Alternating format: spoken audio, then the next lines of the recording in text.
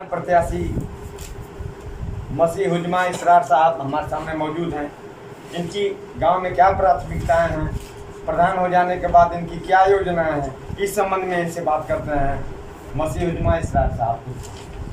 जी, मैं मसीह हुजमा इसरार आप सभी देखने वालों का तहे दिल से शुक्रिया अदा करता हूं और सबको सलाम नमस्ते करता हूं। और देखिए, मैं पहली बार चुनाव लड़ रहा हूं। इसके पहले हमारे पिताजी भी समाज सेवा करते थे और वो भी इस गांव के लिए अपने पूरी लाइफ जो है दे चुके हैं और उनके नाम से ही मैं चुनाव लड़ रहा हूँ। सब लोग जानते भी हैं, ऐसा नहीं है कि उनको उनके बारे में कुछ हमें बताना है। और मेरा ये घोषणा पत्र है और इस घोषणा पत्र में मैंने सब कुछ अपना छपवा रखा है। इसमें गरीबों के लिए भी हमने बना रखा है ताकि जो भी गरीब लोग हों उससे हम मनरेगा और छोटे रोजगार जो कुटीर उद्योग के नाम से जाने जाते हैं ब्लॉक स्तर से, हम उसके लिए भी व्यवस्था किए हैं। और अपने गांव के लिए जो भी रोड मेन रोड से हमारे गांव को जोड़ रहा है उसको मैं पिच कराऊंगा। जैसे ये मेरा चौराहा जो मछली मार्केट से और हजन बस्ती तक आता है, वो हमारे पिताजी के ज़माने में ही खड़ंजा हुआ और आज तक खड़ंजा नहीं, खड़ंजा ही है। उसको भी मेरे घोषणा पत्र में है कि मैं उसको पिच कराऊं अपने जो भी विधायक MP MLA से। इसके लिए मैं फंड ले के आऊँगा और कराऊँगा। उसके बाद हमारी प्राथमिकता जो है, हमारे वहाँ बहुत सबसे बड़ी मांग है। जो लोग अम्बेडकर बिरादरी से आते हैं तो अम्बेडकर पार्क के नाम से भी जो ज़मीन अलाट है, हमारे पिताजी के ज़माने में अलाट हुआ, लेकिन अम्बेडकर पार्क आज तक बना नहीं। तो मैं अम्बेडकर पार्क बनवाने की भी घोषणा पत्र में मैंने छपवा रखा है और मैं पूरी कोशिश करूंगा उसको भी बनवाने का, ये मेरा वादा है।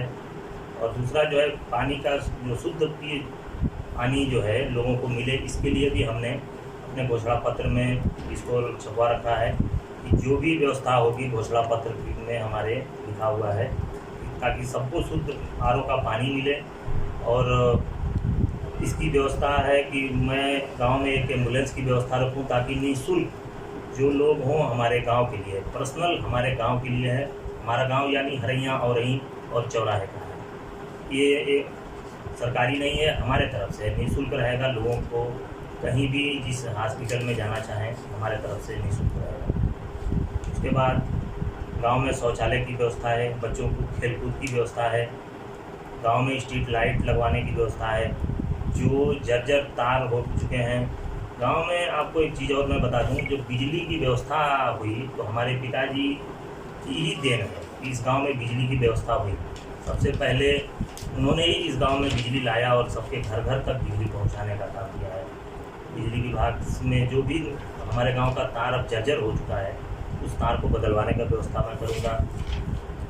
उसके बाद आगे हरैया औरही में जो बीच के खलिहान है, खलिहान में मैं बैठने के लिए कुर्सी की व्यवस्था रखूँगा, उसमें वृक्षारोपण भी कराऊँगा। बच्चों के लिए खेल कूद के लिए भी व्यवस्था रखूँगा, उनके लिए क्रिकेट जो भी ट्रैक सूट हुआ पहन के खेलने वाला या हर तरह का खेल की जो भी सामग्री लगती है मैं उसको दूँगा। और मैं बिना भेदभाव का ये मैं वादा करता हूँ आपसे कि पेंशन की व्यवस्था भी करूँगा, निःशुल्क रहेगा ये, इसमें किसी तरह की कोई दलाली नहीं रहेगी। विधवाओं के लिए भी पेंशन रहेगा ताकि जो भी विधवाएं हैं उन्हें पेंशन नहीं मिलता है। ये प्रधानमंत्री से जो किसान का पैसा मिलता है खेती के लिए, बहुत लोगों का लिए आज तक नहीं बन पाया और 5 साल से ज़्यादा का वक्त निकल गया। प्रधानमंत्री जी ने कहा था, उसकी भी व्यवस्था करूँगा। और मैं इस तरह की जो भी काम रहेगा हमसे, मैं बिल्कुल इस चीज़ का वादा बार बार कर रहा हूँ कि एकदम निःशुल्क रहेगा। ऐसा नहीं है कि हाँ लाइए 200 रुपया दीजिए, 400 दीजिए, ये जो दलाली है वो बंद रहेगी। मैं किसी से किसी तरह का 1 रुपया नहीं लूँगा। लोगों के स्वास्थ्य के लिए जो प्रधानमंत्री की तरफ से आयुष्मान कार्ड बनता है वो बनवाऊँगा मैं, उसके लिए भी जो भी मुझसे व्यवस्था। और आगे बहुत कुछ है मेरे घोषणा पत्र में, ये सारी घोषणा पत्र में मैंने छपवा रखा है। और सामाजिक दायित्व के बारे में भी कुछ बोल दीजिए। जी, सामाजिक दायित्व तो मतलब जो भी बच्चे समाज में अपने आप को पढ़ना लिखना चाहते हैं, उनके अगर जो गरीब हैं नहीं पढ़ सकते हैं तो उनकी पढ़ाई लिखाई की व्यवस्था हमारे तरफ से रहेगी। अगर वो पढ़ने में बहुत अच्छा है तो इंशाल्लाह मैं अल्लाह ताला से उम्मीद रखता हूँ कि मैं उसको जो भी खर्च लगेगा मैं वो खर्च उठाऊंगा और उसको पढ़ाऊंगा। मेधावी छात्र अगर निकलते हैं तो आप अपने तरफ से बिल्कुल बिल्कुल, जो भी मैं पढ़ने में बच्चे बढ़िया हों उनकी पढ़ाई की पूरी जिम्मेदारी हमारी रहेगी। सर गांव में एक समस्या रहती है, आपसे अलग से मैं पूछना चाहता हूँ पूर्वांचल न्यूज़ की तरफ से कि जो सरकारी योजनाएं आती हैं उसका तो सदुपयोग कहीं होता है, किसी गांव में कहीं दुरुपयोग होता है। ये तो हो गई एक तरह बात। दूसरी बात होती है, एक समस्या होती है कि गांव के हर नागरिक को कभी न कभी थाने में, कचहरी में और सरकारी अस्पताल पर जाने का अवसर होता है। ये कोई जरूरी नहीं है कि वो प्रधान जी को साथ में लेके जाए। अक्सर देखा जाता है कि तीनों जगहों पर, कचहरी में और थाने पर और सरकारी अस्पताल में लोग जाते हैं और उनका कोई भी सरकार हो, सरकार से नहीं, आर्थिक दोहन होता है। तो इसमें क्या कैसी व्यवस्था बनाएंगे कि आपके अगर गैर जानकारी में भी आपके मतदाता या आपके गांव के नागरिक सरकारी अस्पताल में, कचहरी में या थाने पर जाते हैं, उनको आर्थिक प्रताड़ना झेलना पड़े, इसके लिए क्या कुछ उपाय आप? नहीं, देखिए, आप किसी से भी पता करेंगे हमारे गांव में तो हमारे गांव में लोग यही कहेंगे कि जब हमारे पिताजी जिंदा थे तो उन्हें पांडे जी के नाम से जाना जाता था। सर पूरा नाम क्या था पिताजी का? इसरार अहमद पांडे, उनको पांडे जी ही नाम जाना जाता था, लेकिन इसरार अहमद पांडे जी रहते थे। तो उनके ज़माने में कहीं भी किसी तरह का इस तरह की बात नहीं थी, पुलिस हमारे गांव में नहीं आती थी। कि हम भी इसी पे कोशिश करेंगे कि हमारे गांव में पुलिस न आवे और लोगों का जो ये आपने दोहन वाली बात कही ये न हो लोगों का। और रह गई सवाल अस्पताल जाने आने का, तो मैंने कहा है कि मैं निःशुल्क उनको अपना एम्बुलेंस दूंगा। और इतना मैं कमज़ोर नहीं हूँ और न कमज़ोर प्रत्याशी अपने आप को मानता हूँ।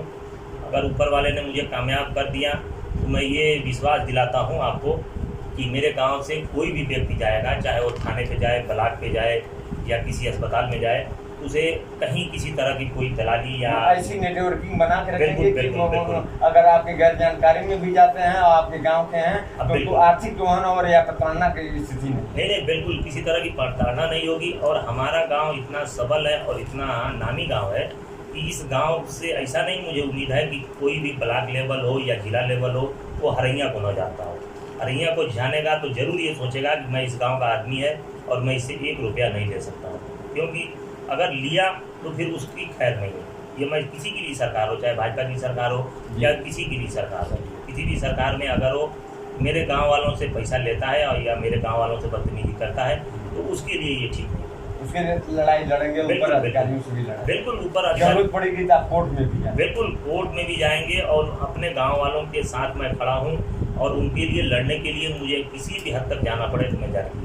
सर किसी ऐसी योजना का नाम बताइए कि जो अब तक आपके गांव में न हो पाया और जो आपका सपना हो कि अगर हम प्रधान हो जाते हैं तो यह काम करेंगे।